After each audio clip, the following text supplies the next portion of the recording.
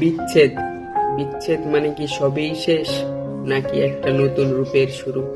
আমরা যখন দুজন মানুষ ভালোবাসায় জড়াই, তখন শুধু প্রেম নয়, বন্ধুত্ব, বিশ্বাস আর অভ্যাসটাও গড়ে ওঠে। কিন্তু কখনো কখনো জীবন ঠিক আগের মতন থাকে না।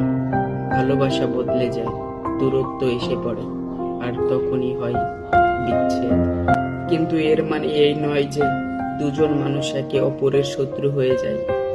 বিচ্ছেদের পরেও যদি থেকে যায় সম্মান, যদি থেকে যায় বোঝাপড়া, তাহলে বন্ধুত্ব কেন সম্ভব নয়? হয়তো আর রাত জেগে কথা হবে না, হয়তো আর ভালোবাসি বলার জায়গায় শুধুই থেকে যাব কেমন আছো। কিন্তু তাও হয়তো একদিন সেই মানুষটা তোমার খারাপ সময়ে তোমার পাশে এসে দাঁড়াবে।